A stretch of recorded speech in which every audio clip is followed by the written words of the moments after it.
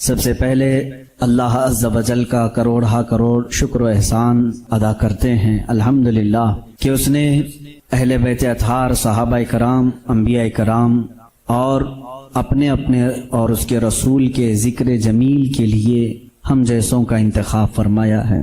عزیزان گرامی، معمول کے مطابق 10 روزہ مجالس محرم کا انعقاد یہاں پر کیا گیا ہے۔ یقیناً جس کے نام سے یہ مجلسیں منعقد ہوتی ہیں وہ نام ہی بہت بلند و بالا ہے۔ سید الشہداء امام علی مقام سیدنا امام حسین رضی اللہ تعالی عنہ وارضاہ عنہ، ذکر تو ان کا مقصود ہوتا ہے محرم میں، لیکن ان کے ذکر کے ساتھ ساتھ ہم تمام اہل بیت اور تمام صحابہ خلفائے راشدین کا بھی ذکر کرتے ہیں۔ اور اللہ کا یہ بھی بے پناہ کرم و احسان ہے کہ ہم ایک بڑی بندش کے بعد کھل کر کے سانس لینے کے ماحول میں آئے ہیں۔ بس اللہ کی بارگاہ میں صرف یہی دعا کرتا ہوں کہ مولا دنیا کی دوسری چیزیں چھن جائیں مگر تیرے گھر کے دروازے ہم پر بند نہ ہوں۔ قدیر و جبار خدا، یہ بڑی آزمائش ہے ہمارے لیے۔ ہم اپنے گھروں میں وہ سکون محسوس نہیں کرتے جو اس کے دربار میں سر جھکا کر سکون محسوس کرتے ہیں۔ آج یہ پہلی مجلس ہے، پہلی محفل ہے، اور سب سے بھی میں گزارش کروں گا کہ شکر الہی بجا لاؤ۔ اللہ رب العزت کا کرم و احسان ہے کہ آج کے اس ماحول میں اب بھی بہت سارے لوگ باہر نکلنے پر پابند ہیں، مقید ہیں، باہر نکلنے سے وہ عاجز ہیں۔ اس کے باوجود آپ تمامی حضرات ذکر شہداء کربلا میں جمع ہیں اور حاضر آئے ہیں۔ اللہ تعالیٰ اس نعمت کو ہم سب کے ساتھ برقرار رکھے۔ آج میں صرف یہ بات عرض کرنا چاہوں گا کہ ہم جس کے بندے ہیں اس کو پہچاننے کے لیے کیا اس نے کچھ نشانیاں بھی رکھی ہیں؟ اللہ کی نشانیاں میں کھل کر کے عام انداز سے یہ بات کروں گا۔ آپ مسلمان گھر میں پیدا ہوئے، آپ کے باپ داداؤں نے، آپ کے ماحول نے آپ کو بتایا کہ تمہارا پیدا کرنے والا اللہ ہے، یہی تک تمہاری نالج ہے، ہماری نالج ہے۔ اس لیے کہ یہ بھی بڑا کرم و احسان ہے کہ ہمیں سوچ و بچار کر کے اللہ تک پہنچنے کی اس طرح کے ماحول کی ضرورت نہیں آئی۔ برسوں سے ہم انہی گھروں میں پیدا ہو رہے ہیں جہاں اللہ کا ہی نام لیا جا رہا ہے۔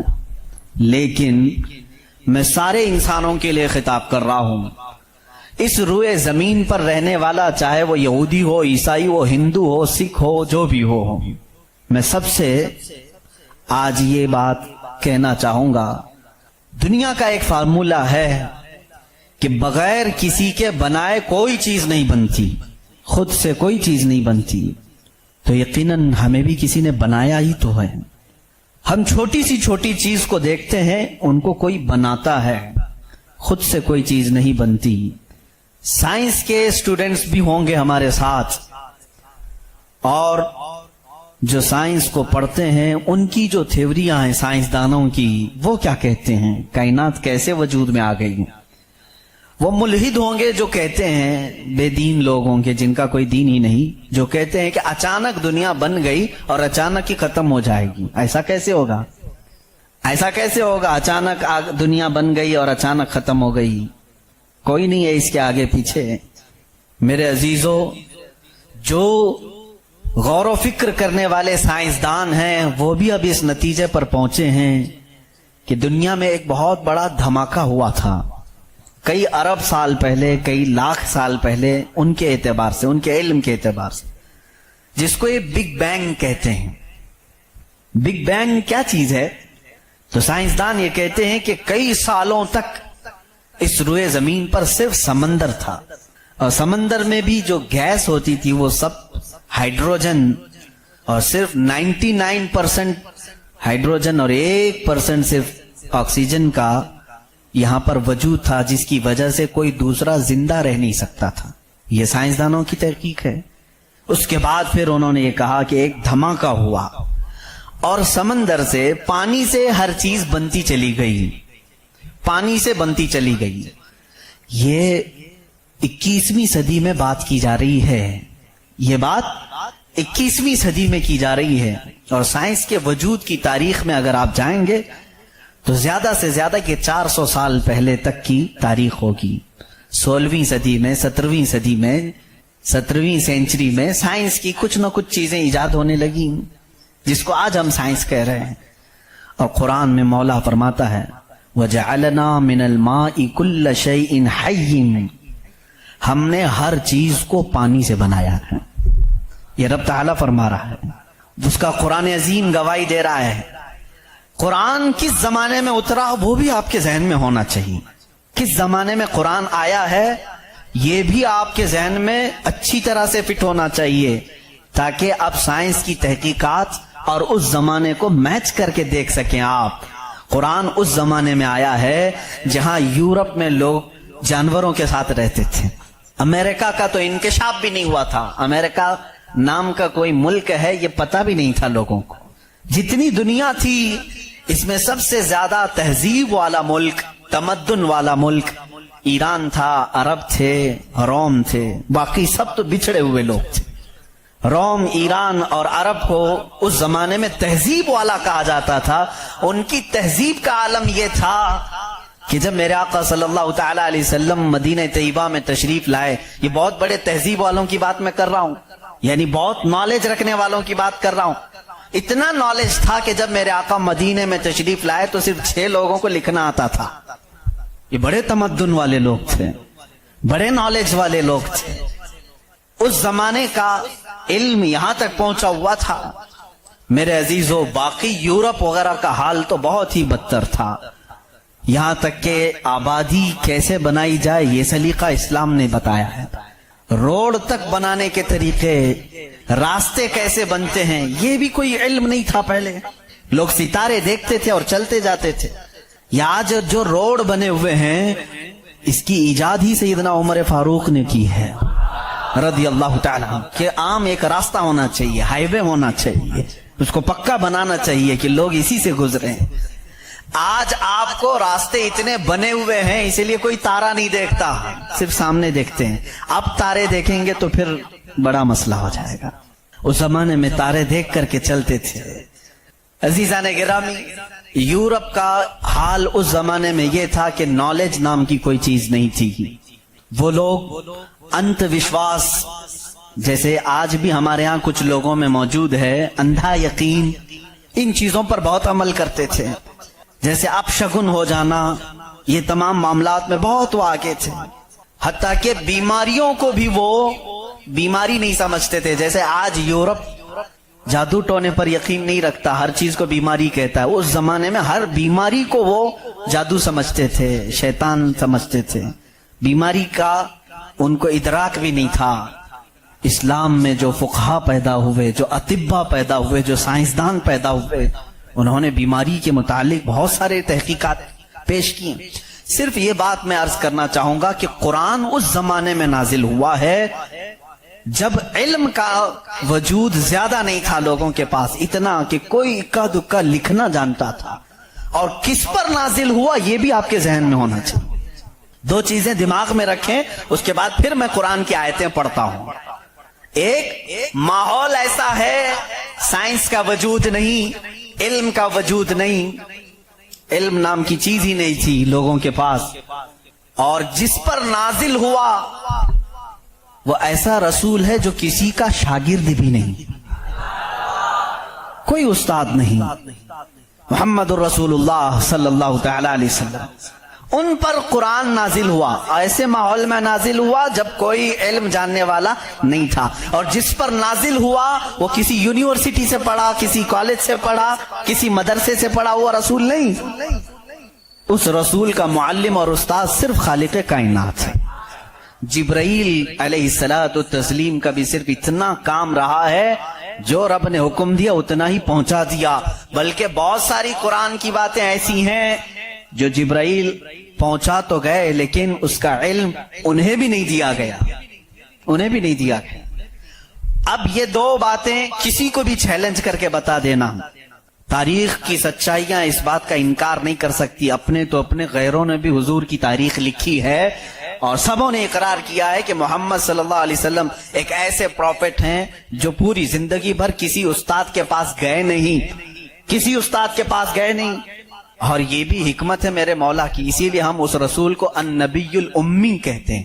امی کا مطلب کچھ بیوقوف لوگ آج کے زمانے کے جو بدعقیدہ ہیں وہ ان پڑھ کرتے ہیں. رسول ان پڑھ تھے معاذ اللہ.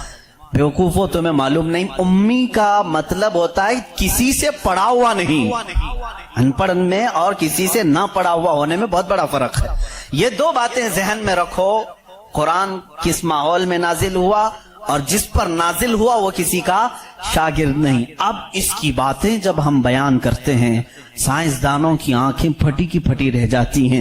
وہ قرآن بیان کر رہا ہے ان فی خلق السماوات والارض لآیات لأولی الالباب، بے شک یہ زمین کی پیدائش میں، آسمانوں کی پیدائش میں بڑی میری نشانیاں ہیں. اللہ فرما رہا ہے رات کو ہم زائل کرتے ہیں، اسی سے دن نکالتے ہیں. قرآن یہ کہہ رہا ہے وجعلنا من السماء، آسمان سے اللہ تبارک و تعالیٰ نے وجعلنا السماء سقفا محفوظا، قرآن کہتا ہے ہم نے آسمان کو ایک محفوظ چھت بنایا ہے. قرآن یہ کہہ رہا ہے آسمان اور زمین ملے ہوئے تھے، ہم نے دونوں کو پھاڑ کر کے الگ کر دیا اور دونوں کے منہ کھول دیا. یہ قرآن اس زمانے میں کہہ رہا ہے. علم فلکیات جس کو آسٹرونومی کہتے ہیں، علم ارضیات جس کو جیو فزک کہا جاتا ہے، زمین کے معاملات، آسمان کے معاملات جاننے والا اس زمانے میں کوئی نہیں.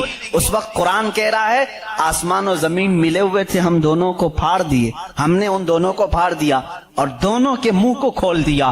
اب کا سائنس کہتا ہے زمین و آسمان کو دیکھنے کے بعد ایسا لگتا ہے کہ یہ گیلیکسی میں ملا ہوا ایک سیارہ تھا اور یہ پھر زمانے کے بدلتے بدلتے آسمان الگ ہو گیا، زمین الگ ہو گئی. اب کا سائنس یہ کہتا ہے. اور پھر یہ بند نہیں ہے جیسے ہماری چھت بند ہے، اوپر سے پانی ڈالو تو نیچے کچھ نہیں آئے گا، نیچے کے فرشی بھی بند ہے، نیچے زمین سے کوئی چیز یہاں مسجد میں نہیں نکلے گی.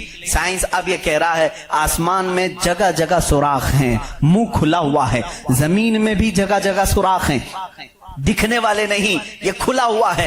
اس کا مطلب میں بھی سمجھ نہیں پایا تھا، آسمان کھلا ہوا ہے، زمین کھلا ہوا، منہ کھلا ہوا ہے، کیا مطلب؟ کہا کہ اللہ تعالیٰ جب چاہے آسمانوں پر پانی ڈالے تو اپنا منہ کھولتا ہے، بارش برستی ہے، اور زمین کا منہ کھلا ہے. اس کا مطلب یہ ہے تم جہاں پر بھی جتنی گہرائی میں بھی زمین کے بیج ڈالو، اس کا منہ کھلا ہے، وہ سینہ پھاڑ کر باہر آتا ہے. اگر زمین بند ہوتی تو کوئی چیز زمین سے باہر نہیں نکلتی، زمین سے کوئی چیز باہر نکلتی ہے، اس کا مطلب ہے کہ ان کے منہ کھلے ہوئے ہیں. سائنس نے اب بھی کہا کہ آسمان کا منہ کھلا ہوا ہے، زمین کا منہ کھلا ہوا ہے. قرآن کس ماحول میں نازل ہوا ہے جب سائنس کا وجود نہیں. ہاں اگر تم یہ کہتے شاید محمد صلی اللہ تعالی علیہ وسلم بہت بڑے کسی سائنسدان کے شاگرد ہوں گے تو تمہاری تاریخ لکھنے والے ہی تمہارے چہرے پر زناٹے دار تھپڑ ماریں گے، اس لیے کہ وہ رسول اپنی 63 سالہ زندگی میں کبھی کسی کے شاگرد نہیں ہوئے، حتیٰ کہ سید الملائکہ کے بھی وہ شاگرد نہیں ہوئے. قرآن یہی کہہ رہا ہے زمین کی پیدائش میں، آسمان کی پیدائش میں میری نشانیاں ہیں. عزیزان گرامی اب میں وہ نشانیاں گناؤں بہت طویل وقت درکار ہے. کبھی آپ نے محسوس کیا کہ آسمان اللہ کی نشانی ہے؟ اللہ کی نشانی ہے. دیکھیں یہاں سب سے بڑی بات قرآن میں کئی جگہوں پر یہ بات آئی ہے افلا تتدبرون، افلا یتدبرون، افلا تعقلون، افلا تتفکرون. اس کا مطلب ہوتا ہے کیوں تم غور و فکر نہیں کرتے، کیوں تم سوچتے نہیں، کیوں تم تحقیق نہیں کرتے، ریسرچ نہیں کرتے. رب تعالیٰ بار بار یہ فرما رہا ہے. یہ کس کے لیے ہے؟ میں ان لوگوں کے لیے کہتا ہوں جو ایک خدا کو چھوڑ کر کروڑوں کے سامنے جھک رہے ہیں. میں ان سے کہتا ہوں تم سوچتے کیوں نہیں؟ کون ہے تمہیں پیدا کیا ہے؟ کون ہے جو تمہیں بنایا ہے؟ قرآن دعوت دے رہا ہے ان کو سوچنے کی. میرا یقین یہ کہتا ہے جو بھی انسان اس کائنات میں ہے اللہ نے اسے اتنی عقل ضرور عطا کی ہے کہ اگر وہ سوچنے پر آ جائے تو اپنے رب تک ضرور پہنچے گا. اگر وہ غور و فکر کرنے پر آ جائے تو جھوٹے خداؤں کو چھوڑ دے گا. ایک صحابی ہیں حضور صلی اللہ تعالی علیہ وسلم پر ایمان لانے کے بعد وہ کہتے ہیں حضور ایام جہالت میں ہمارے سے 2 ایسے معاملات ہوئے، ایک واقعہ یاد کرتا ہوں تو رونا آتا ہے اور ایک واقعہ یاد کرتا ہوں تو ہنسی آتی ہے. جہالت میں ہم کچھ ایسے کام کرتے تھے اسلام لانے سے پہلے کہ کچھ ایک واقعہ ایسا ہے کہ ہم رو پڑتے ہیں یاد آتی ہے تو، اور ایک واقعہ ایسا ہے کہ وہ یاد آتی ہے تو ہنس پڑتے ہیں۔ حضور نے پوچھا وہ دونوں کیا ہیں؟ انہوں نے کہا جہالت میں جب ہمارے گھر بیٹی پیدا ہوتی تو ہم اس کا گلا مروڑ کر دفن کر دیتے تھے۔ ہم نے اپنے ہاتھوں سے کئی بچیوں کو دفن کیا، وہ جب بھی یاد آتا ہے تو رو پڑتے ہیں، رونا آتا ہے۔ ہنسی کس بات پر آتی ہے؟ وہ کہتے ہیں ہم جب سفر پر نکلتے تھے تو ہمارے جو خدا ہوتے تھے ان کو آٹے کا بنا لیتے تھے ہم، ویسے تو مٹی کا بناتے ہیں اور پھر پانی میں ڈبوتے ہیں۔ ان کی ذریت آج بھی موجود ہے۔ عرب والوں میں اگر میں بیان کروں کہ ہاتھوں سے خدا بنائے جاتے ہیں تو انہیں یقین نہیں آتا، ہندوستان والوں کو بہت جلدی یقین آئے گا۔ تو وہ صحابی کہتے ہیں ہم آٹے کے بناتے تھے، ان کے جو خدا ہوتے تھے وہ آٹے کے بناتے تھے، کیونکہ مٹی کا پتھر کا اٹھا کر لے کر جانے میں بوجھل ہوتا تھا، وزن ہوتا تھا، اتنے بڑے خدا کو کہاں لے کر کے گھومتے رہے۔ وہ صحابی کہتے ہیں ہم آٹے کا بنا کر لے جاتے۔ پھر ہنسی کس بات پر آتی ہے؟ کہتے ہیں اگر سفر میں زیادہ بھوک لگتی کبھی اس کا ہاتھ توڑ کے کھا لیتے تھے، کبھی اس کا پیٹ کاٹ کے کھا لیتے تھے، کیونکہ آٹے ہی کا تھا۔ آج بھی لوگ کرتے ہیں، شکر کا بناتے ہیں۔ بہرحال تو وہ صحابی کہتے ہیں مجھے ایام جہالت کی یہ باتیں یاد آتی ہیں تو میں ہنس پڑتا ہوں۔ خیر میں اور تفصیل میں نہیں جاؤں گا۔ عزیزان گرامی، غور و فکر کرنے کی جس کے اندر عادت ہوگی وہ انت وشواس، صرف پھیلے ہوئے بے یقینی پر ایمان نہیں لائے گا۔ آج بھی بہت سارے ایسے نیوٹرل قسم کے لوگ ہیں جو مسلمان نہیں ہیں، میں جانتا ہوں ان کو، وہ خود آئیڈل ورشپرز نہیں ہیں، وہ خود اس بات کا انکار کرتے ہیں کہ اپنے ہاتھوں سے بنائی ہوئی چیز کی عبادت کیسے کی جائے۔ ہم اس پاور کو مانتے ہیں جو ہماری آنکھوں میں نہیں آتا مگر ہم سب کو دیکھ رہا ہے۔ ایسے لوگ بھی ہیں۔ ہاں اگر کوئی اس طرح کا موحد ہے، وہ اللہ کی وحدانیت کو تسلیم کرتا ہے تو اس کے ہدایت کی بھی امید ہے۔ میں یہ کہہ رہا تھا آسمانوں اور زمینوں میں اللہ نے فرمایا میری نشانیاں ہیں، غور و فکر کرنا چاہیے۔ نشانی کیسے؟ پوری دنیا کے بہت ترقی یافتہ سائنس سے میرا یہ چیلنج ہے، میری یہ بات کا یہ چیلنج ہے، بہت تم نے ترقی کی لیکن ایک ایسی چھت بنا کر کے دکھاؤ جس کا کوئی پلر نہ ہو، ہوا میں چھت قائم کر کے دکھاؤ، اور وہ بھی اتنی موٹی ہونی چاہیے، اتنی موٹی کہ جس کے بارے میں حضور اکرم صلی اللہ علیہ وسلم نے فرمایا کہ اس کی موٹائی 500 سال اگر کوئی گھوڑا دوڑے تو طے نہ ہو پائے، وہ آسمان کی موٹائی۔ میں اتنی موٹائی کی بات نہیں کرتا ہوں، 1 کلومیٹر چوڑی ہی کوئی بنا کر کے دکھا دیں، سائنس ہمارا بہت ترقی کر چکا ہے، نہیں بنا سکو گی، لیکن کائنات کی اس پوری زمین پر اللہ رب العزت نے ایک چھت ہمارے سروں پر رکھی ہے، اور سب کو معلوم ہے وہ چھت کیسی ہے، بغیر پلر والی۔ کہیں اس کو ستون دیکھا آپ نے؟ اللہ الذی رفع السماوات بغیر عمد ترونها، قرآن کہتا ہے وہ اللہ ہی ہے جس نے بغیر ستون کے آسمانوں کو بنایا، اور تم بھی اس کو دیکھ رہے ہو۔ قرآن چیلنج کر رہا ہے، تم بھی اسے دیکھ رہے ہو۔ اور حیرت کی بات یہ ہے ہمارے پلر والی چھت کے بارے میں تو یقین ہوگا اب یہ گرے گی نہیں، لیکن اگر یہ تڑکنے لگے کہیں سے، آوازیں آنے لگے، ہم بھاگ کر کے کون سی چھت کے نیچے جاتے ہیں؟ پلر والی چھت سے ہم کو خوف لگتا ہے آج کل گر نہ جائے، اور پناہ لینے کے لیے اس چھت کے نیچے جاتے ہیں جس کا کوئی پلر ہی نہیں۔ اللہ کی نشانیاں ہیں اس میں۔ اللہ رب العزت فرماتا ہے تم دیکھ رہے ہو ان آسمانوں کو ہم نے کیسے قائم کیا ہے۔ اب اس کی تحقیقات جو ایسٹرونومی پڑھے ہوئے ہیں وہ جانتے ہوں گے، علم فلکیات اس کو کہتے ہیں، آسمانوں کا علم، یہ بھی ابھی سب کو پورا حاصل نہیں ہو سکا۔ جو ہماری نظروں میں نظر آ رہا ہے یہ تو دھواں ہے، بادل ہے، آسمان تک پہنچنے کے لیے پتہ نہیں کتنا سفر، اور اس میں اللہ رب العزت نے ستاروں کے ایک ایسے جھرمٹ کو رکھا ہے۔ آسمان کتنا چوڑا ہے، کتنا لمبا ہے، گیس کر سکتے ہیں ہم؟ کبھی گیس کریں گے آپ؟ میں صرف ایک حساب بتاتا ہوں۔ اس آسمان میں اللہ تعالیٰ فرماتا ہے کلن فی فلک یسبحون، سورج، چاند، جتنے بھی گیلیکسی کے سٹارز ہیں، تارے ہیں، یہ سب آسمان میں تیر رہے ہیں۔ اللہ فرما رہا ہے سورہ یاسین کی آیت سے، یہ سب آسمان میں تیر رہے ہیں، لٹک رہے ہیں۔ اچھا جس پر لٹک رہے ہیں ظاہر سی بات ہے وہ بڑا ہونا چاہیے. اب وہ کتنا بڑا ہوگا؟ وہ چھت کی چادر کتنی بڑی جس پہ سورج بھی لٹک رہا ہے، چاند بھی لٹک رہا ہے. ہم نے سائز پوچھا سائنسدانوں سے، سائز پوچھا کہ یہ کتنے بڑے بڑے ہیں جو آسمان میں لٹک رہے ہیں. تو انہوں نے کہا سب سے قریب جو ہمارا ستارہ ہے، سیارہ ہے، زمین سے جو سب سے قریب سیارہ ہے وہ چاند ہے. اور سورج کا کیا حال ہے؟ کہا سورج زمین سے 13 لاکھ گنا بڑا ہے. 13 لاکھ گنا بڑا. اب یہاں ہماری عقلیں ششدر ہو جاتی ہیں، کسی کے پاس کیلکولیٹر بھی نہیں، کتنا حساب کرے. 13 لاکھ گنا بڑا زمین سے ہمارے تصور میں نہیں آتا. وہ کہاں لٹک رہا ہے؟ آسمان میں. چاند اس سے 50 گنا بڑا ہے زمین سے، وہ کہاں ہے؟ آسمان میں. اچھا اتنا ہی نہیں، یہ گیلیکسی کے اندر سورج سے 50 گنا بڑے اتنے سیارے ہیں کہ جن میں سے صرف ابھی 40% کا دریافت کی جا چکی ہے، باقی 60% ابھی تک سائنسدانوں کو پتہ ہی نہیں. سورج سے 50 گنا بڑے سیارے اور موجود ہیں. پوچھا یہ سب کہاں ہے؟ یہ بھی آسمان میں ہیں.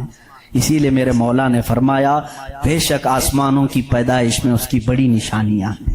اب میرے عزیزو آؤ، تمہیں اپنے گھر کی چھت ڈالنے کے لیے کتنے دن لگتے ہیں، کتنے ورکر لگتے ہیں، کتنے مزدور لگتے ہیں، کیا کیا اس کے لیے سامان لگتے ہیں، یہ سب تمہیں معلوم ہے جنہوں نے چھتیں ڈالی. اب اتنی بڑی چھت جس نے قائم کی ہے، جس میں لاکھوں گنا بڑا زمین سے سورج بھی ہے، چاند بھی ہے، گیلیکسی کے اور سٹارز ہیں، وہ خدا فرما رہا ہے آسمان کو، زمین کو کس طرح سے اس نے بنایا. قرآن میں ہے صرف 6 دن میں ان دونوں کی پیدائش ہوئی. اس سے بھی بلکہ اللہ تعالیٰ فرماتا وَجَعَلَ الْأَرْضَ فِي يَوْمَيْنِ، اللہ نے زمین کو 2 دن میں پیدا فرمایا، آسمان کو. اور اس میں جتنی سجاوٹ ہے، سجاوٹ کیا ہے؟ یہ پورے سمندر کو رب فرما رہا ہے وہ زمین کی زینت ہے، جتنے درخت ہیں وہ زمین کی زینت ہیں. اور آسمان کی زینت کیا ہے؟ چاند ہے، سورج ہے، ستارے ہیں. یہ سب 4 دن میں بنے، کل 6 دن میں ان کی پیدائش ہوئی ہے. کل 6 دن میں ان کی پیدائش ہوئی ہے. میاں ہماری دکان نہیں بنتی 6 دن میں، اور وہ خالق کائنات فرما رہا ہے 6 دن میں اس پوری کائنات کے زمین و آسمان کی پیدائش ہوئی. تو کیا یہ اللہ رب العزت کی نشانیاں نہیں ہیں؟ غور و فکر، تدبر. میں اگر سنی ہوئی باتوں پر یقین نہیں آتا کچھ لوگوں کو، کیونکہ وہ سائنس کے ماحول میں آج جی رہے ہیں، وہ ہر بات سائنس کی یقین کے ساتھ مان لیتے ہیں. میں ان سے ہی کہتا ہوں اپنے سائنسدان آقاؤں سے پوچھیں کہ اس زمین کا حجم کتنا بڑا ہے، آخر یہ ٹھہری کیسے ہے اتنے دن تک، یا اب تک قائم کیسے ہے، یہ ہلتی کیوں نہیں ہے. اچھا اس کے بعد رب تعالیٰ فرماتا ہے ہم نے اس زمین کو پانی پر بچھایا ہے. اے اللہ تیرے عجائب قدرت عجیب در عجیب ہیں، کتنے عجیب ہیں. آپ سے میں کہتا ہوں حوض میں یا مسجد کا بھی حوض ہے، جاؤ ایک چادر اس کے اوپر بچھاؤ، ٹاول لے کر کے بچھاؤ، کتنی دیر تک وہ پانی پر کھڑا رہے گا. ٹاول چادر اس کی موٹائی کتنی ہے؟ بہت پتلی سی ہے، وہ mm میں آئے گی، لیکن وہ آپ کے اس پانی پر ٹھہر نہیں سکتی. اگر آپ کہیں موٹی چیز میں بچھاؤں، موٹی چیز بچھا کر کے دکھاؤ کتنی دیر وہ رک سکے گی؟ نہیں رک سکے گی. اور یہ اللہ نے قرآن میں فرمایا ہم نے پانی پر زمین کو بچھایا. اور اس کا انکار سائنس بھی نہیں کر رہی ہے، سائنس بھی یہی کہتی ہے زمین کو جتنی جگہ سے کھودا جائے پانی ہی ہے. ہم بھی تو بورول جو نکالتے ہیں زمین کو کھودنے کے بعد پانی آتا ہے. اب پانی پر اس زمین کو بچھایا رب تبارک و تعالیٰ نے. کتنا وزن یہ اٹھائی ہوئی ہے، کتنا وزن اٹھائی ہوئی ہے. سب سے بڑا وزن تو ان مشرکین کا ہے جو اس رب کو نہیں مانتے ہیں. یہ دھرتی کا بوجھ ان کو کہتے ہیں، یہ سب کو اٹھائی ہوئی ہے. پتہ نہیں کتنے کروڑوں ٹن اس پر وزن ہے یہ، لیکن کبھی بھی ہلتی ہوئی نظر نہیں آتی. لیکن اس کو بھی قرآن میں اللہ فرما رہا ہے ہم نے اس زمین کو ہلنے سے روکنے کے لیے جگہ جگہ پر پہاڑوں کو میخ بنا کر گاڑ دیا. والجبال اوتادا، اور پہاڑوں کو ہم نے میخ بنا کر گاڑ دیا ہے. اب اس کی تحقیق اس زمانے میں نے اپنے پڑھنے کے زمانے میں اس کی ایک تحقیق اپنے استاد کے پاس پڑھی تھی. صفا مروہ کے بارے میں اختلاف چل رہا تھا. सऊदी यहूदी हुकूमत ने सफा मरवा को पूरी तौर पर ख़त्म करने की नापाक कोशिश की और अलग से उन्होंने मसआ बनाया सही करने का। तो इख्तिलाफ उलमा में था कि इन्होंने ज़्यादा चौड़ा कर दिया। उसी ज़माने में ये तहकीक हुई, पहाड़ जो है इसका वजूद ज़मीन पर कैसा होता है। इन सऊदियों ने कहा पहाड़ ऐसा ऊपर शेप में ऐसा होता है, ट्रायंगल होता है, ऊपर से कोना होता है, नीचे चौड़ा होता है। इन सऊदियों ने कहा नीचे भी ये जड़ें छोड़ता है, फैलता हुआ जाता है, जैसे दरख्त ऊपर होता है और नीचे उसकी जड़ें फैली हुई होती हैं। तो इन्होंने कहा नीचे भी वो पहाड़ का हिस्सा है, इसलिए हमने बाजू में भी रास्ता बनाया ताकि सफा मरवा की सही अगर हो रही है तो वो पहाड़ों के बीच में ही हो रही है। मेरे उस्ताद गिरामी मिस्र के हैं, उन्होंने पूरी इस पर तहकीक के साथ किताब लिखी, चैलेंज किया, कहा पहाड़ों को अगर खोद करके देखो, हमारा यकीन ये कहता है। उन्होंने बहुत सारे दलाइल से साबित किया पहाड़ ऊपर से जो इस तरह के शेप का होता है, ट्रायंगल ऊपर से, नीचे वो जड़ें नहीं छोड़ता बल्कि अंदर जाते जाते और बारीक हो जाता है, अंदर बारीक होते होते होते बहुत पतला होकर नीचे तक जाता है। मैंने पूछा नीचे कितनी अंदर तक है?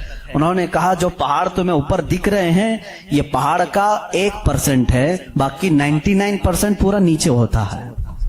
ये पहाड़ों की ऊंचाई, ये पहाड़ों की जो ऊंचाई है ये 1% है, 99% पूरा नीचे होता है। हैरत में पड़ गए, इतना नीचे पहाड़ है। कहा यही तो बात है, क्या तुम दीवार में जब मेघ ठोकते हो तो ऊपर कितना दिखता है और अंदर कितना रहता है? 2 इंच का अगर हम ले रहे हैं मेघ और कील तो उसका मुंह सिर्फ ऊपर थोड़ा सा, वो भी mm में होगा, और 2 इंच तक अंदर वो दीवार में धंसा हुआ होगा। और जब कुरान में मौला ने फरमाया है जमीन पर हमने पहाड़ों को मेख बनाकर गाड़ दिया है, आज साइंस ये कह रहा है कि पहाड़ 9 गुना नीचे अंदर तक मौजूद है। कुरान किस जमाने में नाजिल हुआ? एस्ट्रोनॉमी नहीं थी, एस्ट्रोलॉजी नहीं थी, जमीन के ये जियोफिजिक नहीं थे, आला जात नहीं थे, तहकीक के लिए माइक्रोस्कोप, टेलीस्कोप कुछ नहीं था। उस जमाने में कुरान जमीन के अंदर की बात बता रहा है। ये अजीम मौजिज़ा है कुरान का मेरे अजीजों। इसीलिए कुरान कहता है सोचते क्यों नहीं, फिक्र क्यों नहीं करते? वही है खालिक़े कायनात जिसने इस पूरे निजाम को बना रखा है।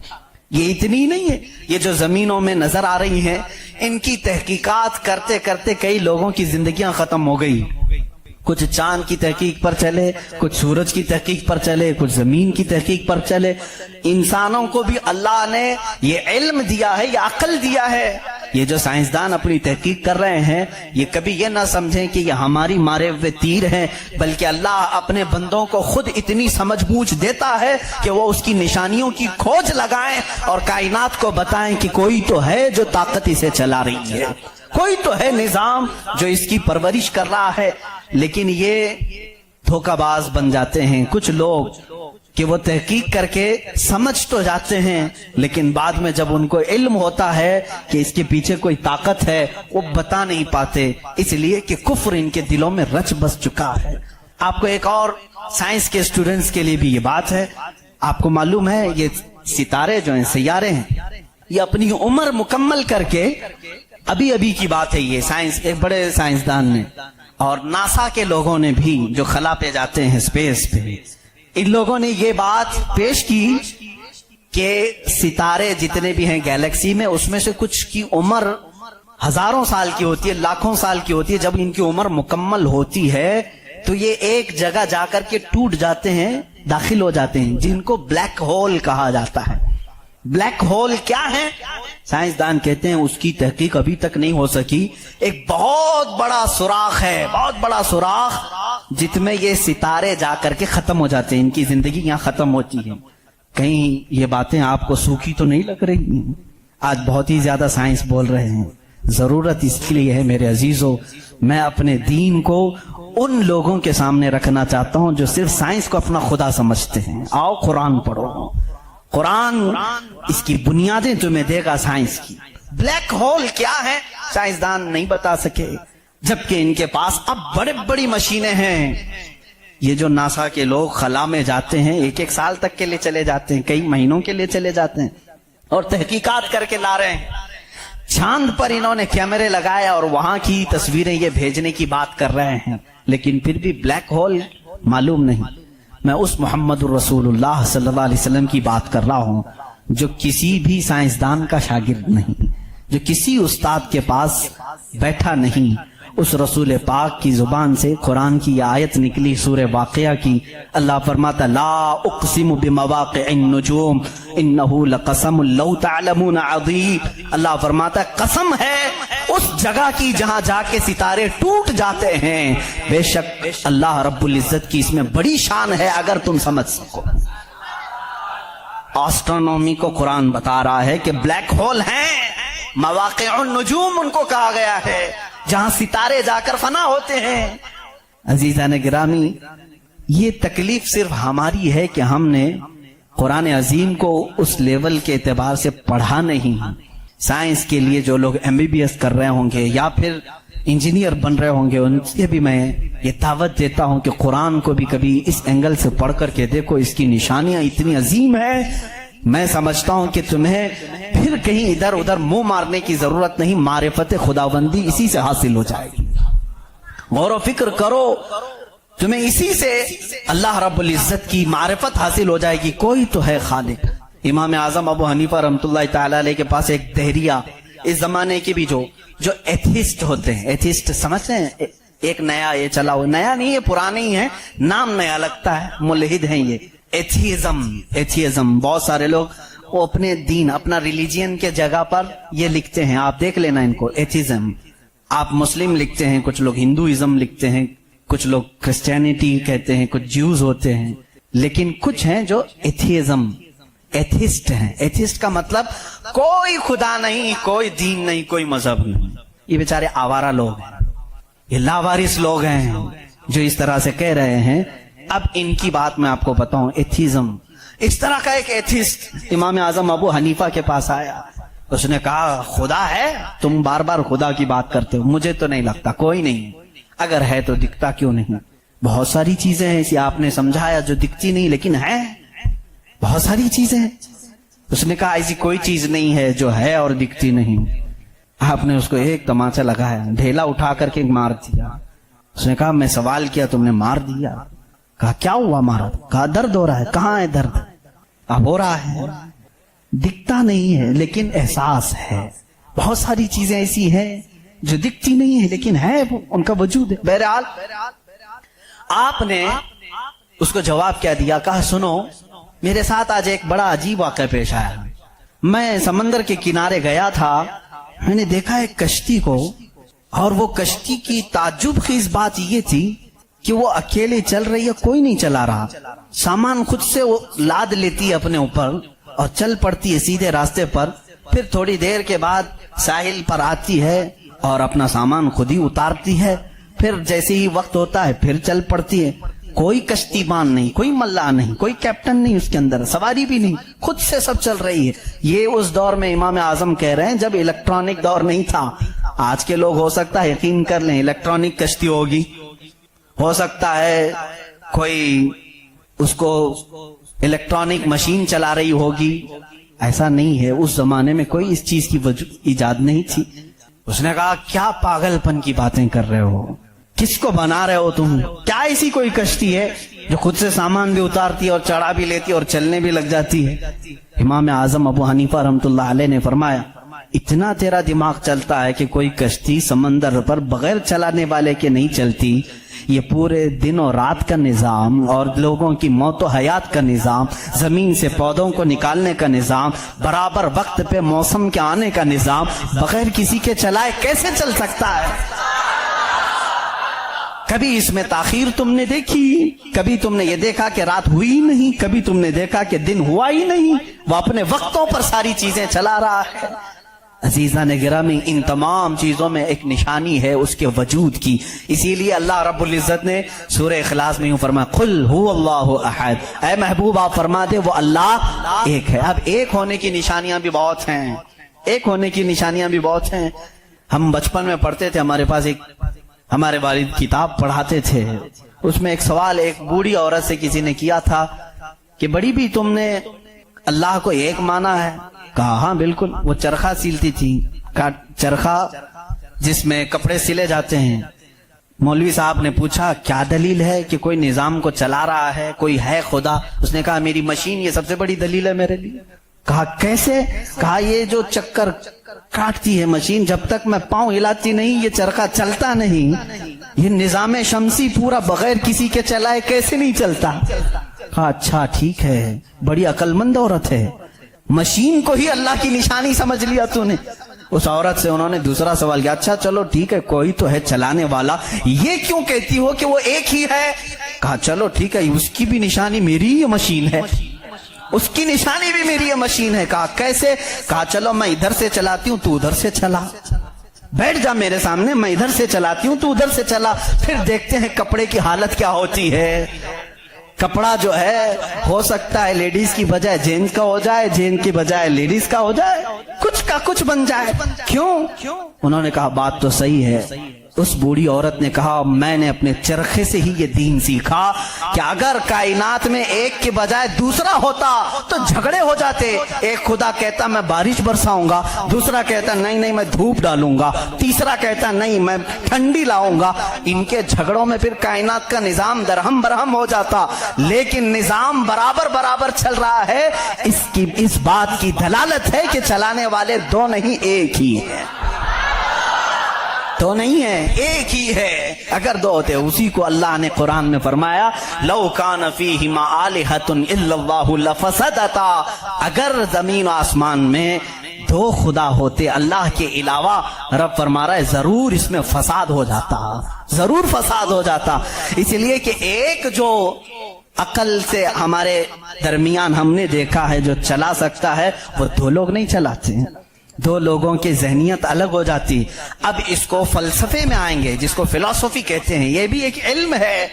فلسفی لوگوں کے دماغ کے اعتبار سے بھی ہم نے اس کو ثابت کیا. اگر دو ہیں, پہلی بات آپ کے دماغ میں یہ ہونا چاہیے کہ خدا وہ ہے جو کسی کا محتاج نہیں. اتنی بات تسلیم کرتے ہو, جو کسی کا محتاج نہیں. جب یہ فارمولہ تمہارے دماغ میں ہے تو آپ دو کو لے کر کے آؤ. دو کو لاؤ گے تو دونوں کا دماغ ایک ساتھ نہیں چلے گا, یا تو پھر مشورے سے چلیں گے. مشورہ کرے گا تو ایک دوسرے کا محتاج ہوگا, اور جو محتاج ہوگا وہ خدا نہیں ہوگا. مثال کے طور پر دونوں بیٹھے ہیں, چلو آج میٹنگ کرتے ہیں کل بارش کریں گے, تو ظاہر سی بات ہے ایک نے دوسرے کو پوچھا تو پہلا والا دوسرے کا محتاج ہوا کہ نہیں. اب خدا کے بارے میں ہمارا تصور یہ ہے وہ اپنے کاموں میں کسی کی شراکت نہیں چاہتا, کوئی شریک نہیں ہے اس کا. اب اگر شریک ہو گیا تو اس کی فضیلت کہاں ہے؟ ایک ہونے میں جو فضیلت ہے وہ دو میں ہے نہیں, ایک ہونے میں جو فضیلت ہے وہ دو میں ہے نہیں. اسی لیے ہم لاکھوں کروڑوں کے سامنے سر جھکانے والوں سے کہتے ہیں مان لو ایک ہی کو, ایک ہی کو تسلیم کرو. اس لیے کہ جتنے ادیان ہیں دنیا میں تقریباً سب کے ہاں ایک تصور ہے خدا کا تصور. ایتھیزم کو چھوڑ کر کے میں باقی سب کی بات کروں, ہندوؤں کے نظریات میں بھی خدا کا تصور ہے, کوئی تو ہے, ایک بھگوان کے کچھ بھی نام لیں. عیسائیوں کے مذہب میں یہی ہمارے رب ذوالجلال کا تصور ہے, خدا کا وہ بھی یقین کرتے ہیں. یہودی بھی خدا کو مانتے ہیں, سکھوں کے ہاں بھی ہے. تقریباً دنیا میں جو بھی ریلیجیس ہے, کسی مذہب کو مانتا ہے, ان سب مذہبوں میں خدا کا تصور ہے. لیکن اب یہ جھگڑا ہے کہ ماننے میں کون خدا ہے کون نہیں ہے. یہاں تک تو سب متفق ہیں ہے کوئی تو ہے, لیکن یہاں آ کر کے چوک جاتے ہیں کہ کس کو ماننا چاہیے کس کو نہیں. اسی لیے میرے عزیزو, اسلام نے وہ نشانیاں رب ذوالجلال کے واحد ہونے کی اور اس کے طاقتور ہونے کی رکھی ہیں جس کو آج تک دنیا انکار نہیں کر سکی, اور قرآن کے اس معجزے کو آج تک کوئی چیلنج نہیں کر سکا. میں سائنسدانوں سے بھی کہتا ہوں, آپ کو ایک بات یہ بھی میں بتا دوں, ابھی 18ویں صدی کی بات ہے. 18ویں صدی میں امریکہ کا سفر کرنے والے ایک سائنسدان نے ایک نئی چیز کا انکشاف کیا. اٹلانٹک اوشین میں یا سمندر کے ایک حصے میں ایک ایسی جگہ ہے جو بالکل ہی ڈارک ہے, ڈارک سپیس اس کو کہتے ہیں, یعنی وہاں روشنی بالکل نہیں, سورج کی ایک کرن بھی وہاں نہیں آتی, اتنا وہاں پر اتنی وہاں تاریکی ہے. یہ کب؟ 18ویں صدی میں, یعنی آج سے 200 سال پہلے کی بات ہے. اس نے انکشاف کیا، دنیا کو بتایا میں نے ایک ایسی جگہ دیکھی بہت ہی ڈارک ہے، بہت اندھیرا ہے۔ وہ جب واپس آیا تو علماء ربانیین نے سورہ نور کی قرآنی آیتیں پڑھی۔ اللہ فرماتا ہے کہ اذا اخرج یدہ لم یکد یراہ ومن لم یجعل اللہ لہ نورا فما لہ من نور۔ اللہ فرماتا ہے ہم نے کائنات میں ایک ایسی جگہ رکھی ہے کہ اس پہ اندھیریوں پر اندھیریاں ہیں، اگر تم ہاتھ بھی نکالو گے تو ہاتھ بھی نظر نہیں آئے گا، ہاتھ بھی نظر نہیں آئے گا۔ یہ کہاں کا؟ یہ علم البحر جس کو کہتے ہیں، سمندروں کا علم رکھنے والا جو پوری زندگی سمندروں کی کھوج میں لگا دیا، وہ لا کر کے بتایا۔ اس نے سوچا میں بہت بڑا تیر مارا ہوں، لیکن جب بتایا قرآن پڑھنے والوں نے کہ یہ تو قرآن میں ہے، اللہ فرما رہا ہے ایک ڈارک سپیس ہے کائنات میں جہاں تم ہاتھ بھی نکالو گے تو نہیں نظر آئے گا، اتنا ڈارک ہے۔ وہ سٹپٹا گیا، پریشان ہوا، میں اس کی تحقیق کروں گا، یہ قرآن میں آئی کیسے بات؟ سب سے پہلا دنیا کا میں انکشاف کرنے والا ہوں، میں اس کو سب کو بتانے والا پہلا فرسٹ آدمی میں ہوں، یہ پہلے سے کہاں سے آ گئی قرآن؟ پھر وہی دو باتیں میں بتاتا ہوں میرے عزیزو، اس کو بھی یہی جھٹکا لگا کہ یہ قرآن اس زمانے میں نازل ہوا جب سائنس کا وجود نہیں تھا، اور اس پر نازل ہوا جس کو دنیا میں کسی نے سکھایا نہیں تھا۔ بعد میں پھر اس نے یہ سوچا شاید ہو سکتا ہے پروفیٹ محمد صلی اللہ علیہ وسلم سمندروں کا سفر بہت کرتے ہوں گے، ان کے سمندروں کے سفر میں شاید کبھی یہ جگہ آ گئی ہوگی، اس لیے انہوں نے اپنے من سے قرآن میں یہ لکھ دیا ہوگا۔ اس نے یہ نتیجہ نکالا، لیکن دوسرے ہی دن اسے پھر بڑا جھٹکا یہ لگا کہ جب سیرت مصطفیٰ پڑھا اس نے، اللہ اکبر، حضور کی 63 سالہ زندگی میں آپ نے ایک مرتبہ بھی سمندر کا سفر کیا ہی نہیں۔ یہ بہت بڑا جھٹکا لگا کہ وہ محمد صلی اللہ علیہ وسلم کبھی پوری زندگی میں سمندر کا سفر کیے ہی نہیں۔ میرے عزیزو، اس بات میں غلط فہمی میں نہ آنا کہ وہ سمندروں کو نہیں جانتے تھے، وہ معراج کا سفر کرنے والا رسول سمندروں کو ضرور جانتا ہے، لیکن یہ حکمت الہی تھی کہ کبھی سمندر کے سفر کرنے کا اتفاق نہیں ہوا۔ اب اسے جھٹکے پر جھٹکا یہ لگا جو کبھی سمندر کو گیا ہی نہیں، وہ اگر اٹلانٹک اوشین میں موجود ڈارک سپیس کو بتاتا ہے تو ضرور وہ اپنے پیٹ سے نہیں بتا رہا ہے، وہی اس کو بتایا ہوگا جس نے ڈارک سپیس بنایا ہے۔ یہی اللہ رب العزت کے وحدانیت کی نشانیاں ہیں، اس کے وجود کی نشانیاں ہیں۔ قرآن پڑھو، اس میں بہت ساری چیزیں، جنہوں نے یہ انکشاف کیا کہ کچھ سمندروں میں ایسے اللہ رب العزت نے بنایا ہے، وہ بھی آپ کو مل جائیں گے۔ دو سمندر ملتے ہیں اور دونوں کا رنگ الگ ہے، ایک سمندر نیلا ہے، ایک سمندر پیلا ہے، دونوں کا ٹیسٹ بھی الگ ہے، ادھر کا میٹھا ادھر کا کھارا نمکین ہے، لیکن وہ بہت دور تک ملتے ہوئے جاتے ہیں، لیکن اس کا پانی اس میں نہیں آتا، اس کا پانی اس میں نہیں آتا۔ کیوں نہیں آتا؟ اللہ فرماتا مرج البحرین یلتقیان، مرج البحرین یلتقیان بینہما برزخ لا یبغیان فبأی آلاء ربکما تکذبان۔ اس رب ذوالجلال نے فرمایا ہم نے دو سمندروں کو بہایا ہے، دیکھنے والوں کو ایسا لگتا ہے کہ یہ مل گئے ہیں، لیکن ہم نے اس میں نہ دکھنے والی ایک ایسی دیوار بنائی ہے کہ اس کا پانی اس میں نہیں ملتا، اس کا پانی اس میں نہیں ملتا۔ یہ بھی کون سے رسول کی زبان سے اللہ تعالیٰ بتا رہا ہے لوگوں کو جو رسول کبھی سمندر کا سفر کیا ہی نہیں؟ اس رسول کی زبان سے اللہ نے دو سمندروں کے ملنے کی بات کی۔ سائنسدانوں، اب تو تمہیں ماننا ہی چاہیے کہ قرآن رسول کا اپنا بیان کیا ہوا کلام نہیں ہے، اسی کا یہ کلام ہے جس نے سمندروں کو اس طرح پیدا کیا ہے۔ کائنات میں بہت ساری چیزیں ہیں میرے عزیزو، قرآن اللہ رب العزت کا یہ کلام اتنی ہی نہیں، یہ تو بڑی بڑی نشانیاں میں نے کہا، اگر اس کی معرفت، اس کی کھوج میں لگ جاؤ گے تو زندگی تمام ہو جائے گی۔ میں تو کہتا ہوں اللہ نے ایک بات یہ بھی فرمائی ہے تمہارے لیے، وَفِي أَنفُسِكُمْ أَفَلَا تُبْصِرُونَ۔ اللہ فرما رہا ہے تم ادھر ادھر نشانیاں ڈھونڈ رہے ہو، ہم نے تمہاری ذات میں اپنی نشانیاں رکھی ہیں، تم نہیں دیکھتے؟ تمہاری ذات میں ہماری نشانیاں ہیں، تم نہیں دیکھتے؟ اتنی نشانیاں ہیں، اس کے لیے آپ کو کئی علوم پڑھنے کی ضرورت ہے۔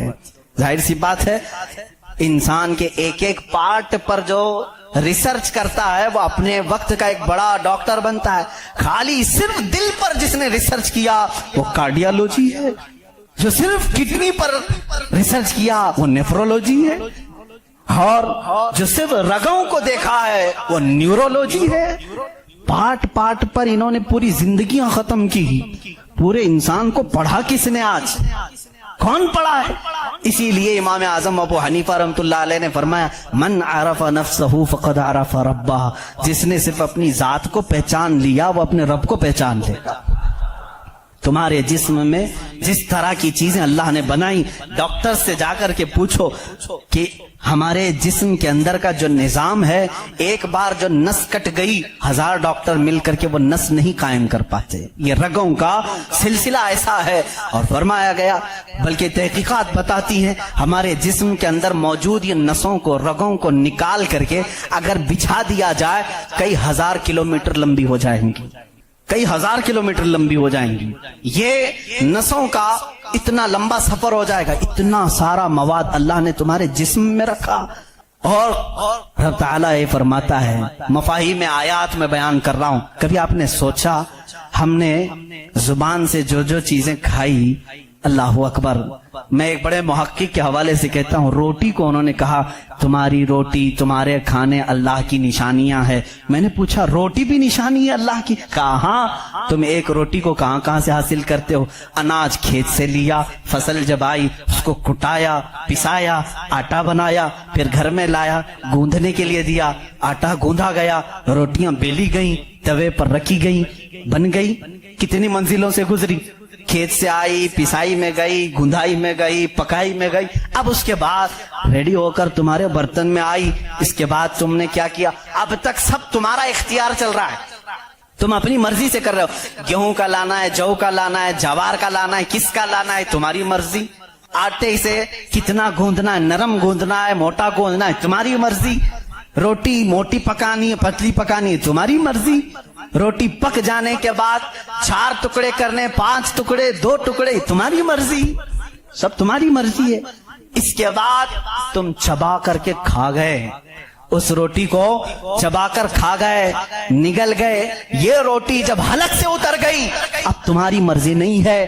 اس ایک ہی روٹی سے گوشت بھی بنتا ہے، اسی ایک روٹی سے خون بھی بنتا ہے، اسی ایک روٹی سے منی بھی بنتی ہے، اسی ایک روٹی سے پیپ بھی بنتا ہے، اسی ایک روٹی سے کف اور بلغم بھی بنتا ہے. اسی ایک روٹی سے سب چیزیں بن جانے کے بعد ہمارے فضلات بھی نکلتے ہیں.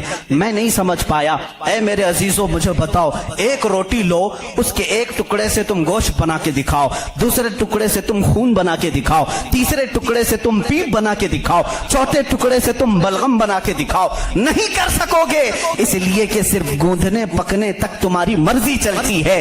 حلق سے نیچے اتر جانے کے بعد خدا قدیر و جبار کا نظام چلتا ہے. تمہارے رزق میں اس کی نشانیاں ہیں. کون ہے جو بناتا ہے ہمارے جسم کے اندر اس روٹی سے ہمارے جسم کا حصہ؟ پوچھو جا کر کسی سے بھی پوچھو، یہ ہمارا جسم موٹا تازہ گوشت کیسے بن گیا؟ یہ کھانے اچھے کھاؤ گے اس سے بن گیا. ہم نے کہا ہم کھانے کاجو بادام بھی کھا رہے ہیں تو بھی گوشت بن رہا ہے، روٹی کھا رہے ہیں تو بھی گوشت بن رہا ہے، چاول کھا رہے ہیں تو بھی گوشت بن رہا ہے. اور خون ایسا لکوڈ ہے کہ بازار میں ملتا نہیں، کسی انسان کا ہی لینا پڑتا ہے. اس کو کون بنایا ہے؟ کہا اس کو بھی روٹی سے ہی بنایا ہے، کاجو بادام سے ہی بنایا ہے، پھلوں سے ہی بنایا ہے. ہم پورے دنیا کی غذائیں لا کر چکی میں پیس کر کے بھی خون کا ایک قطرہ نہیں پیدا کر سکے، لیکن وہ رب ذوالجلال ہمارے لقمے کے نیچے جاتے ہی نظام کو شروع فرما دیا ہے. کیسا وہ نظام ہے، کیسا وہ نظام ہے. اے میرے عزیزو، اسی لیے میرا مولا فرماتا ہے فی انفسکم افلا تبصرون، تمہاری ذات میں میری نشانیاں ہیں، کیوں تم نہیں دیکھتے؟ کیوں تم نہیں دیکھتے؟ آپ کو اگر میں ذاتیات، نفسیات، طبعیات، یہ جو علوم ہیں اس پر گفتگو کروں تو ایک بڑا الگ ٹاپک ہو جائے گا. اللہ تعالیٰ نے اس نظام کو کیسے بیلنس رکھا ہے جانتے ہیں آپ؟ کبھی آپ کو معلوم ہے ہمارے کانوں میں ایک الائنمنٹ ہوتا ہے، جیسے ویل الائنمنٹ کرتے ہیں، ہمارے دونوں کانوں کے بیچ میں ایک قطرہ چھوٹا سا اللہ نے رکھا ہے. یہ بیلنس کو برقرار رکھتا ہے. جو سنکی ہوتے ہیں، جن کو کہتے ہیں پاگل ہو گیا، جھولے کھاتا رہتا ہے، یہ کون لوگ ہیں جانتے ہیں آپ؟ جن کو کبھی کبھار فیڈس آ جاتی ہے, چلتے چلتے آڑے ٹیڑے ہو جاتے ہیں. یہ کون ہے؟ جن کا صرف وہ کانوں کے بیچ کا ایک قطرہ بھی ہل گیا تمہارا بیلنس نہیں بگڑ جائے گا. تم کھڑے کیسے ہوتے ہو؟ دو پیروں پر سیدھے کھڑے رہتے ہو, جب تک چاہو کھڑے رہو, چلنا چاہو تو سیدھے چلتے ہو. اگر وہ بیلنس چوک گیا, جیسے کار ویل الائنمنٹ چھوٹنے سے ادھر ادھر جانے لگے گی, تمہارے پیر لڑکھڑانے شروع ہو جائیں گے. اس ایک ہلکے قطرے سے اللہ نے تمہارے پورے وجود کو رکھا ہے. تمہیں ٹیڑھا کرنے کے لیے صرف اس قطرے کو جنبش دینے کی ضرورت ہے, صرف جنبش دینے کی ضرورت ہے. میں نے سائنس کی ایک تحقیق پڑھی, اللہ اکبر, حیرت ہوتی ہے. انہوں نے یہ تحقیق کر کے بتایا, یہ جو تمہاری پلکیں جھپکتی ہیں, کھلتی بھی ہیں جھپکتی بھی ہیں, جانتے ہیں آپ یہ کتنی ہلکی ہیں اور کسی کو احساس بھی نہیں ہوتا کب جھپکی کب کھلی, کسی کو احساس نہیں ہوتا. کہا اس کے اندر کون سی طاقت ہے؟ کیا ربر ہے, میگنیٹ ہے, کیسے یہ کیسے ہوتی ہے؟ اس کو ایک سائنسدان نے کہا کہ اگر کسی کی پلک جھپکنا چھوٹ جائے, نہیں جھپک سکتی, تو اس کو بلڈوزر سے کھینچ کے بھی بند نہیں کر سکو گے, اتنی طاقت لگا کر کے بھی اسے بند نہیں کر سکو گے. ایسا فلیکسیبل ہے, ایسا ربر ہے.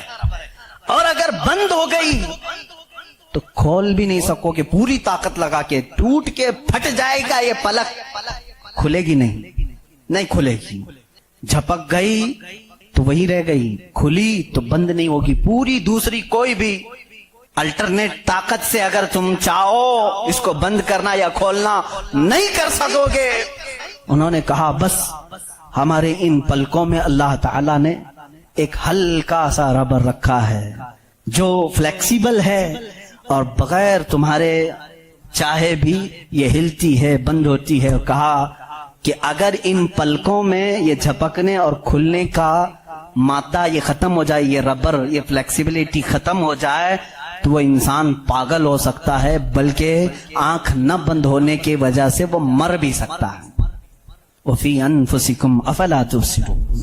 ہم ان تمام نعمتوں کو سمجھ نہیں پاتے, بلکہ ایک دن میں ہزاروں بار جھپکتے ہیں, کھولتے ہیں, احساس نہیں ہے اس نعمت کا. اگر یہ بند ہونا ختم ہو جائے یا بند ہو گئی, کھل نہ سکے, تو کیا کر لے جاؤ گے؟ کچھ نہیں کر سکو گے. بلکہ میرے عزیزو, تمہارے جسم پر موجود یہ رونگٹے, یہ بال بھی اللہ کی علامت ہیں, نشانیاں ہیں. جانتے ہو بال سب ایک ہی طرح کے ہیں, لیکن ابھی 2 ہی دن قبل میں پڑھ رہا تھا, ذہن کیا ہے جاتا نہیں ان چیزوں کی طرف, کیونکہ معمول پہ چل رہے ہوتے ہیں. ایک صاحب نے مجھ سے سوال کیا کہ حضرت بال جو ہے ہماری آنکھوں پہ بھی ہیں, پلکوں میں, اور اوپر بھووں پہ, آئی برو بھی ہیں, اور بال سر پہ بھی ہیں اور دیگر جگہوں پر ہیں. سر کے بال اور دیگر جگہوں کے بال بڑھتے ہیں, یہ بال بڑھتے کیوں نہیں؟ بال سیم ہے, بال سیم ہے, یہ بڑھتے نہیں, اور یہ بڑھتے ہی رہتے ہیں, ان کو جتنا کاٹو بڑھتے ہی رہتے ہیں. ایسا کیا ہے؟ اللہ اکبر. اس دن مجھے حیرت ہوئی, میں نے کبھی اس چیز پر توجہ نہیں کی, کبھی نہیں سوچا. ہو سکتا ہے آپ کا ذہن نہ گیا ہو.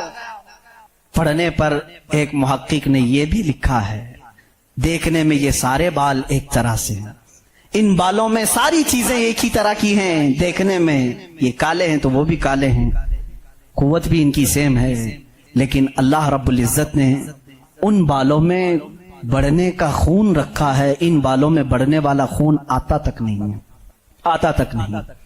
عزیزان گرامی, اس کی یہ نشانیاں ہیں بہت ساری, اس کی تحقیقات پھر کسی موقع پر میں عرض کروں. اور پیٹ کے اندر موجود چیزیں جو اپنا نظام خود بخود چلا رہی ہیں, نہیں چلا سکو گے, نہیں چلا سکو گے.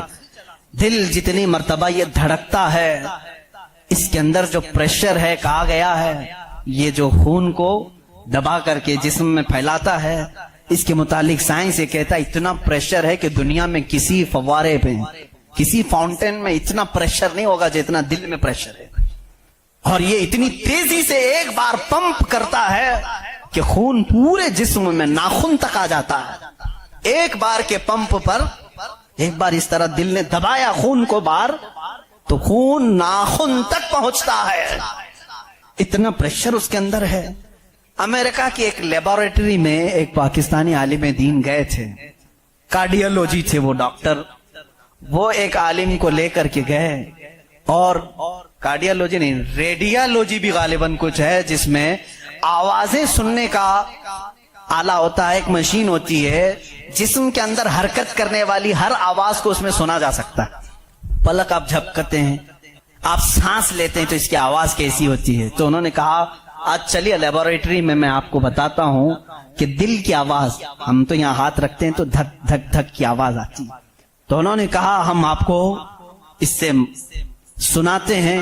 ایئر فون لگائے گئے, بڑی بڑی مشینیں تھی, ہلکی سی بھی وہاں پر ہوا بھی آتی تو اس کی زور آواز آتی ہے. وہ ایک لیب ہے. یہ عالم دین کہتے ہیں میں نے سنا دل کی آواز.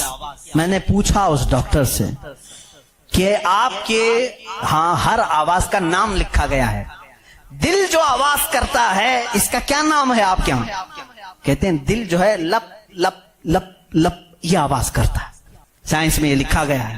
وہ مسکرا ہے, کہا تھوڑی سی خطا ہو گئی, بلکہ دل کہتا ہے رب رب رب رب. ہر انسان کا دل جو دھڑکنے کی آواز آتی ہے مشینوں سے انہوں نے خود سنا. ہاں ہو سکتا ہے کچھ توتلے لوگ ہوتے ہیں را کو لا کہہ جاتے ہیں, ہو سکتا ہے تمہیں لپ لپ لپ سنائی دیا ہو, مگر میرا ایمان یہ کہتا ہے ہر دل رب رب رب ہی کہتا ہے. جو اس کو دھڑکن دیا ہے اگر وہ دل اسے یاد نہ کرے. عزیزان گرامی, کائنات کی بہت ساری چیزیں اس کی نشانیاں ہیں, سمندروں میں اس کی نشانیاں ہیں. آپ کو معلوم ہے سمندروں کا علم, علم البحر جن کو معلوم ہے, جو غوطے لگاتے ہیں وہ کہتے ہیں زمین پر جتنی مخلوقات ہے اس کے 10 گنا زیادہ مخلوقات سمندروں میں موجود ہیں. سمندروں میں یہاں جتنے کیڑے دیکھ رہے ہو, کتنے مکوڑے دیکھ رہے ہو, یہاں جتنے قسم کی مخلوقات آپ دیکھ رہے ہیں اس کے 10 گنا زیادہ مخلوقات سمندروں کے اندر ہے. کون ہے جو ان کے رزق کا انتظام کرتا ہے؟ کون ہے ان کی پرورش پر؟ سمندروں کا علم الگ ہے. کہتے ہیں ہم اندر جاتے ہیں تو اس کے اندر اتنی چیزیں کہ ہر بار نئی چیزیں دکھتی ہیں. اور انہوں نے کہا کہ کئی لاکھ قسم کی مچھلیاں گن لی گئیں, لیکن ہر بار غوطہ لگاتے ہیں تو پھر نئے رنگ کی مچھلی نظر آتی ہے. ان کو رنگ دیتا کون ہے اس کے اندر؟ عزیزان گرامی, سمندروں کے علم میں لوگوں نے کہا اس کی گہرائیوں میں کیا کیا موجود ہے. کچھ باتیں تو عقل تسلیم کرتی ہیں, جیسے آپ کو میں نے کہا سمندر میں مچھلیاں ہیں, اندر پیڑ پودے بھی ہیں, آپ سب تسلیم کریں گے ہوتے ہوں گے. مخلوقات ہیں, ہاں ہوتے ہوں گے, سب ہوتے ہوں گے. لیکن ایک قرآن کے فرامین تفاسیر میں یہ کہا گیا ہے سمندر کے اندر آگ بھی ہے. اب کہاں سے تسلیم کرو گے؟ سمندر کے اندر آگ ہے, کیسے تسلیم کرو گے؟ ظاہر سی بات ہے تم انکار کرو گے. پانی اور آگ ہو ہی نہیں سکتا, اور وہ بھی پانی ہلکا پھلکا پانی نہیں, سمندر کا جوشیلا پانی. اور یہاں پر اسلام میں یہ باتیں کہی گئی ہیں کہ سمندر کے اندر آگ ہے. لیکن یہ دنیا کو اس وقت نظر آ گیا جب سونامی آئی تھی. انڈونیشیا میں جو ساحل پر سونامی کی لہریں جنہوں نے دیکھی, جس کی رفتار 2000 کلومیٹر پر آر تھی, 2000 کلومیٹر پر آر کی رفتار سے وہ پانی چل رہا تھا, اور اس کی ہائٹ جو موجوں کی وہ 200 فٹ اونچی تھی. 200 فٹ اونچی لہریں 1000 کلومیٹر پر آر کی رفتار سے جب جا رہی تھی تو مشاہدہ کرنے والوں نے یہ کہا جب وہ لہریں چلتی تھی تو پیچھے آگ کے شعلے نکلتے تھے, سمندر میں آگ کے شعلے نکلتے تھے. آج سائنس اس بات کو تسلیم کر چکا ہے سمندر میں کئی ایسے پہاڑ ہیں جو آتش فشاں ہیں, جن کو وولکینو کہا جاتا ہے. آگ اگلنے والے پہاڑ ہیں, آگ اگلنے والے پہاڑ ہیں. وہ کئی مہینوں میں اور سالوں میں اپنے اندر موجود آگ کو باہر اگلتے ہیں تو سمندر میں طغیانی آ جاتی ہے, سمندر کے اندر موجوں کی بھنور آ جاتی ہے. یہ تمام چیزیں آج سائنس کہہ رہا ہے, میرا مولا قرآن میں اس چیز کو بیان فرما رہا ہے. جبکہ پھر میں آپ کو بتا رہا ہوں قرآن اس ماحول میں اترا جب سائنس نہیں تھا, اور اس رسول پر اترا جو سمندروں کا سفر نہیں کیا تھا. اللہ تبارک و تعالیٰ نے پہاڑوں کے علم کے متعلق قرآن میں بیان فرمایا، ستاروں کے علم کے متعلق، سمندروں کے علم کے متعلق، زمین کا یہ جیو فزک ہو، آسٹرونومی ہو، ستاروں کا آسٹرولوجی ہو، علم الفلکیات ہو، اس کے بعد نباتات، یہ پیڑ پودوں کے علم کے لیے بھی قرآن موجود ہے۔ اللہ رب العزت ان کے متعلق بھی فرما رہا ہے، ان کے جوڑ بنائے گئے۔ آج دنیا یہ کہہ رہی ہے کہ ایک پیڑ کو دوسرے پیڑ سے لگاتے ہیں تو پھل اچھے آتے ہیں، پھل اچھے آتے ہیں۔ یہ حدیث پاک میں ملتا ہے۔ مدینہ طیبہ میں کلمی کرتے تھے صحابہ اس وقت، کھجوروں کی، عزیزان گرامی پیڑ پودوں کی جب تحقیقات ہوتی ہیں تو اب اس پر بھی سائنس حیران ہے کہ ہم نے پھولوں کو دیکھا، یہ پھول جب کھلتے ہیں تو اس میں اچانک آ کر کے پینٹ کون کر جاتا ہے، یہ رنگ کون ڈالتا ہے؟ ہم نے درختوں کو ہرا ہی دیکھا ہے، ہرے ہی ہوتے ہیں، لیکن جب پھول نکلتے ہیں تو یہ رنگ آتا کہاں سے ہے؟ اس کی تحقیق کرتے کرتے ڈالیوں کو لوگوں نے چیر دیا، پتوں کو پھاڑ دیا، لیکن پھول کا رنگ پورے درخت میں کہیں نہیں پایا، کہیں نہیں پایا۔ ان پودوں کو اور ان پھولوں کو کون رنگ دیتا ہے؟ بلکہ حد تو یہ ہے میرے عزیزو، اس کی سب سے بڑی چیز یہ نشانیوں میں سے یہ بھی ہے کہ پیڑ پودوں کو تم لہلہاتے ہوئے آج دیکھتے ہو، ان کی پیدائش پر کیا تم نے غور و فکر نہیں کیا؟ یہ کیسے پیدا ہوتے ہیں، کیسے نکلتے ہیں؟ اللہ اکبر! ان کو تم نے زمین کے اندر بو دیا تھا، مٹی ڈال دی تھی اور اس پر پانی ڈال کر برابر کر دیا تھا، لیول کر دیا تھا، اور اچانک دوسرے دن تیسرے دن جا کر دیکھتے ہو وہ زمین کا سینہ چیر کر باہر آیا ہوا ہے۔ اتنا ہی نہیں، وہ چھوٹا سا کومپل نکلا ہوا پودا باہر آتا ہے، اب وہ کتنی چیزوں کو فیس کرتا ہے، ہواؤں کا بھی مقابلہ کر رہا ہے، طوفان بھی آ رہے ہیں، لیکن وہ پودا وہیں لگا ہی لگا ہے۔ چھوٹے پودے کو بڑی سے بڑے طوفان ہلا کے نہیں کر سکے، کون ہے وہ ہلکے پودے کی حفاظت کر رہا ہے۔ بڑی بڑی ہواؤں سے، وہ بڑی بڑی طاقتوں کو اڑا لے جانے والی ہوائیں آتی ہیں، لیکن ہلکے پودے کی حفاظت ہو رہی ہوتی ہے۔ وہ فصلیں لانے تک کون ہے ان کی حفاظت کرتا ہے؟ قرآن میں 20ویں پارے کی شروع کی آیتیں پڑھو گے آپ کا یقین تازہ ہو جائے گا۔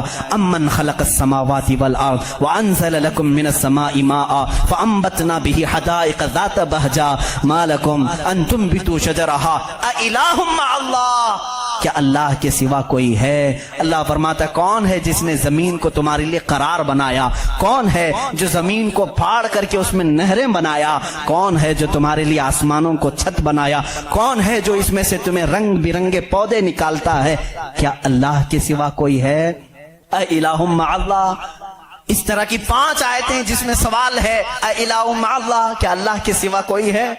اب میرے عزیزو، میں نے آسمانوں کی بات کی، زمینوں کی بات کی، گیلیکسی کی بات کی، پیڑ پودوں کی بات کی، سمندروں کی بات کی، بلکہ میں نے تمہارے ذات کی بھی بات کی۔ تمہارے جسم میں موجود ہر عضو، ہر پارٹ اللہ کی نشانی ہے، اللہ کی نشانی ہے۔ تم میں سے کوئی بھی ایک عضو دوسرا ڈپلیکیٹ بنا نہیں سکتا، بنے گا تو صاف نظر بھی آئے گا۔ آنکھ چاہے تو بکرے کی لگا لو لیکن دکھائی کچھ بھی نہیں دے گا۔ اس آنکھ کے اندر جو چیز موجود ہے وہ دوسرا اس کی کاپی کر نہیں سکتا۔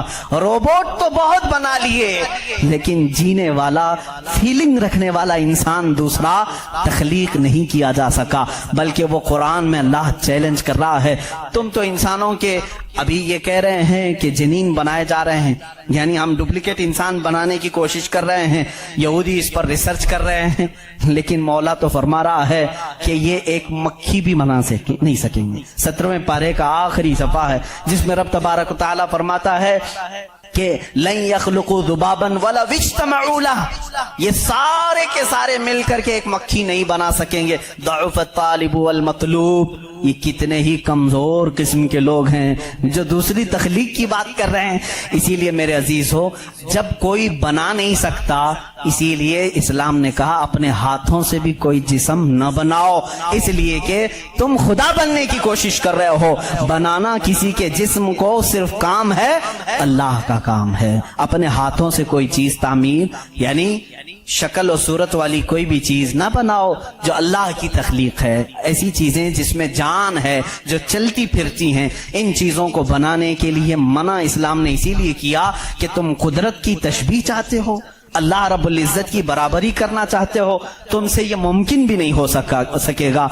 देखते हो आज हमारे यहाँ नाटक है, हमारे यहाँ लोगों का अंधविश्वास हम देख रहे हैं। बेवकूफ़ी की हद हो गई आज भी कि लोग अपने हाथों से जिसको बनाए। मैं आपको बनाऊं, खुदा कौन है, तुम्हारा यकीन क्या होना चाहिए और दुनिया क्या चाहती है, मैं सबको खुलेआम मैसेज दे रहा हूं, सबके लिए। कुछ लोग ये समझते हैं हमको खुदा बनाना पड़ेगा, पैसे लाना पड़ेगा, बना नहीं सकते तो मार्केट में जाना पड़ेगा, लाल पीला काला नीला खुदा खरीद करके लाना पड़ेगा, और उसके हाथ भी होंगे, 4 होंगे कि 5 होंगे कि 6 होंगे, ऐसे हाथों वाला हमको लाना पड़ेगा। कैसे? अरे वो खुदा चल के भी नहीं आएगा, उसको उठा करके लाना पड़ेगा, बैठेगा खुद नहीं बिठाना पड़ेगा, सोएगा खुद नहीं सुलाना पड़ेगा, और उठेगा भी खुद नहीं उठाना पड़ेगा, और उसे वो डूबेगा भी खुद नहीं डुबाना पड़ेगा, टूटेगा भी खुद नहीं तोड़ना पड़ेगा, खाएगा कुछ नहीं उसे जबरदस्ती खिलाना पड़ेगा लोगों को दिखाने के लिए। लोगों ने अगर अपने दिमाग से इसको खुदा समझा है तो मैं कहता हूं मुसलमान का अकीदा यह है, मैं मजबूर हूं, मैं अगर नहीं सो सकता तो वो सुलाता है, मैं अगर उठ नहीं सकता तो वो उठाता है, मैं खुदा को उठाता नहीं, मैं खुदा को बिठाता नहीं, बल्कि मेरा अकीदा यह है खुदा मुझे बिठाता है,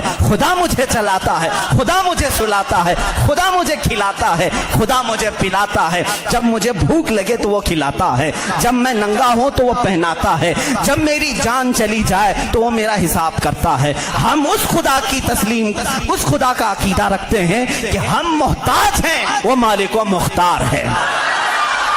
अकीदा ये हो अपने हाथों से बनाई हुई चीज को, अरे तुम्हें तो फख्र करना चाहिए, अरे आज तू खुदा बना बैठा है, उसको फख्र से देखो, कहो अरे तू क्या खुदा है, मैं ही तो बनाया हूं तुझे।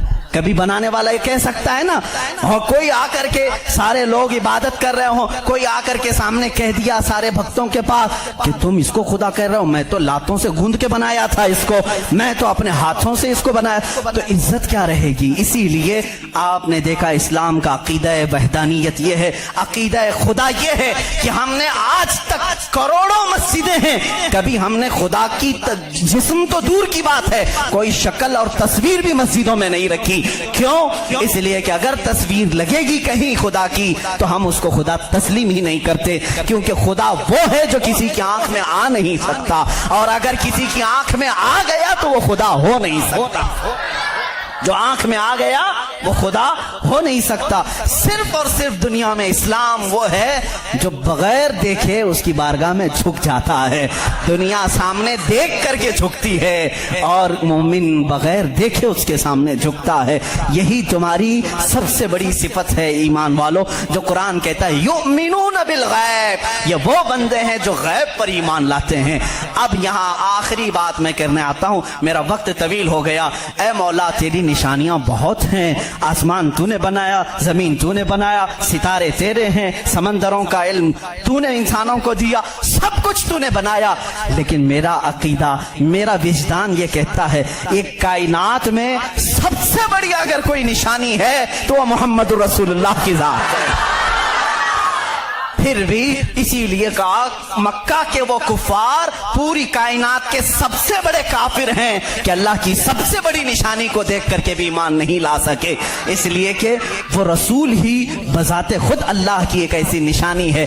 चेहरा व दुहा है, जुल्फें व लैल है, और दस्ते मुबारका और गले का नर्म व नाजुक अंदाज ये है कि इंसान देख करके हैरत में रह जाता था। मुस्तफ़ा करीम सल्लल्लाहु अलैहि वसल्लम की जात पर जब मैं गुफ्तगू करूंगा इंशाअल्लाह ये बताऊंगा मेरे अजीजों कि कायनात में सबसे बड़ी निशानी मेरे नबी की जात है, मेरे आका की जात है। और ये भी आपको तस्लीम करना पड़ेगा, आज हम जो झुक रहे हैं मस्जिदों में बगैर खुदा को देखे हुए, किसने बताया कि खुदा है? अगर वो मोहम्मद ना होते तो हमको खुदा का इदराक भी ना होता। इसीलिए हम कहते हैं, मैं मानता हूं अक्ल वालों मेरा मोहम्मद खुदा नहीं है, मगर दिलों में ये नक्श कर लो कि वो खुदा से जुदा नहीं है।